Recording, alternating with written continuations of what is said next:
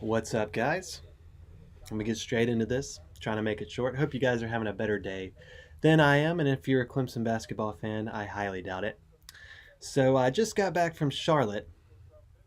I went to the game, and if you're a Clemson basketball fan, oof, mm, this was. I mean, you knew it was coming, but it hurts just as bad every time. Hurts just as bad in every time. So Clemson loses at the last second due to a many things, but at the time, a horrible call by the ACC officials, which we're used to. It was a tic tac foul, which Clemson had uh, just been called for a million times today, which put our big men in trouble and really affected the game there, especially at that late run in the first half. But, with 2 seconds left and Clemson up one, a tic tac foul in which there was minimal contact on the elbow, something reffing 101, you don't call that. But it was called. NC State hits the two free throws. Clemson players get mauled and there's no call, say, like against North Carolina. But it was called here.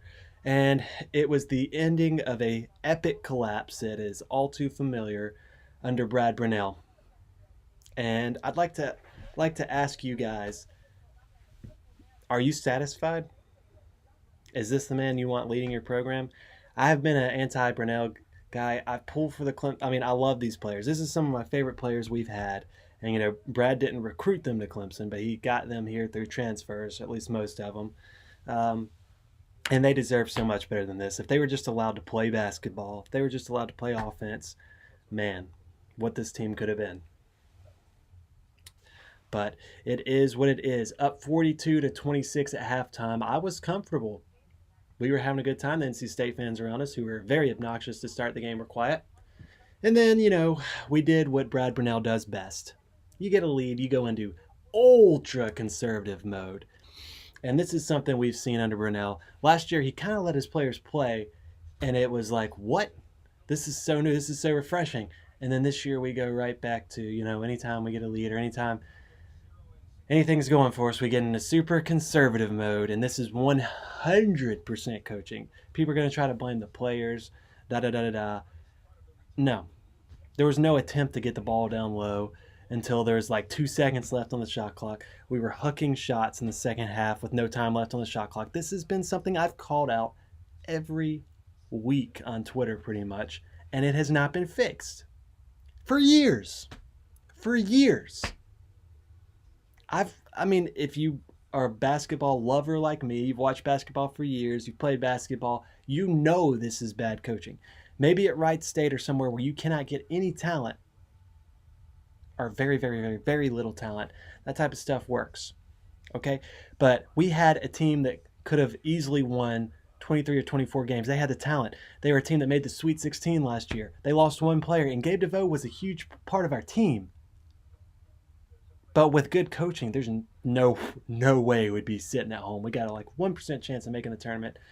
But man, you just knew it was coming. The NC State fans were getting more and more obnoxious around us, and it was torture. I've literally never had less fun at a basketball game, and that's saying something because I've been to some horrible basketball games.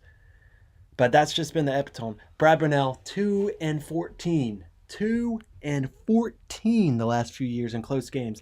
And there's still some people saying that that's just bad luck. What is it going to take going 3-17 in the ACC every year to get some of you guys off the Brad Brownell bandwagon? And the excuse that he's the second winningest coach. Okay, he's been here longer than almost any coach. Okay, that doesn't play. The excuse that Clemson, we're just not a basketball school, we're never going to be able to compete with them. False. No, yeah, we do need to put more money into basketball. We've got these new facilities now. Clemson has one of the nicest facilities in the ACC now. It's not the nicest, but it's in the top half of the ACC in facilities now. That excuse is going to go down the drain. Okay? And he's been able to get these good transfers in, but he hasn't been able to coach them up. And it hurts their stock, too. They're going to have to go to a developmental league for a long time to learn how to play offense because Lord knows Brad Brownell doesn't teach offense.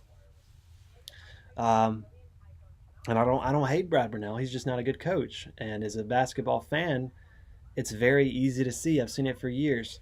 Um, and like I said, last year was an anomaly.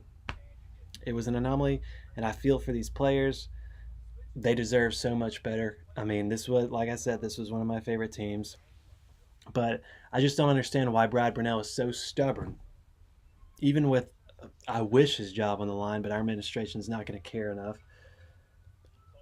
You do not just hold the ball. And you'd think after being 2-13, the 15 games before that he would kind of learn his lesson, but no. You'll see him like, whoa, slow it up, slow it up, slow it up. It was taking us 10 seconds.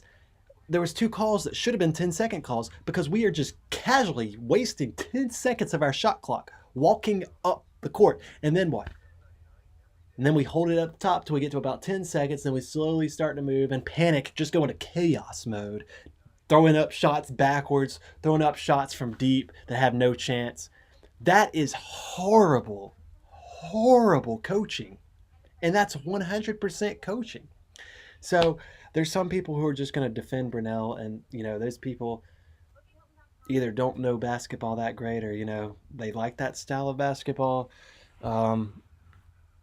But for basketball fans who know that this program can be made way more, I mean, we should at least be on NC State, Florida State's level. I mean, shoot, there's no excuse for Virginia to be that much of a bigger program than us right now. They don't have some historically great program. Florida State doesn't have some historically great program. They all have just a few more NCAA appearances than us, but they've got coaches. Look at Miami. They've been able to get it consistently good for years. They've won an ACC tournament. Florida State's won an ACC tournament, and we can't make the NCAA tournament but once since 2011, and some of you are still defending Brownell. Now, I know the administration has to get on board fully, and they look like they're starting to do that with the money put into the facilities, allowing us to have more positions in the assistant coaching aspects and developmental aspects. But if you really care, you've got to get rid of this dinosaur style of play and get us an exciting coach. Get us somebody who can coach offense, coach players up, develop players. I mean, I looked at the stats. He has literally had zero input from any freshman players he does recruit. There's no development there in the first year, and normally not until they're about a senior. He's not a good basketball coach, and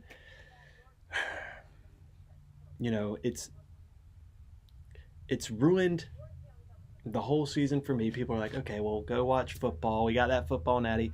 Okay, guys, but I love Clemson basketball just as much, so it's going to be miserable. We could win a national championship in football every year, and I'm still going to be miserable in March. March Madness is just when Clemson fans are mad. Clemson basketball fans are mad.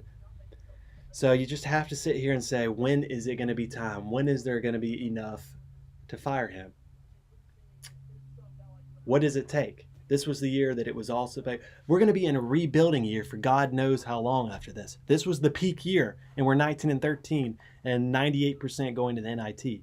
If that's okay with you, why even have a basketball program? Why? We've proven we can be more. Teams like us have proven that we can be more. We just got to make that next step. We just got to make the next step. And another thing, the ACC tournament, I'll say this, my last thing here, the ACC tournament, love Charlotte. The Hornets venues, it was pretty nice. I'm not going to complain, but man, y'all have got to chill on the prices, okay? The tickets were a little overpriced, but when you get in there, it was about $15 for a Bojangles combo, $7 for a hot dog, $5 for a water. I think it was $12 for beer. Like $7 for a friggin' Coke, guys. That it was not a fan friendly deal there, so that was not fun either. Because I wasn't gonna pay for that, so I had to wait till after the game. Of course, I wasn't hungry by the time that happened because everything that happened. But yeah, y'all let me know. Are y'all okay with this? Because Lord knows I'm done. I'm done. I mean, I can't. There's not going to be any excitement for years to come if we keep Brad Brownell. It's been time to make a change.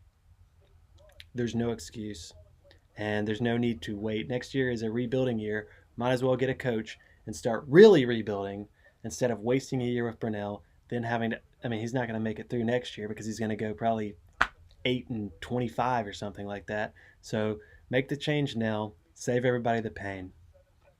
Go Tigers. Go Tiger baseball. Go Tiger football. And let's get to the point where we can go Tiger basketball again. Go Tigers.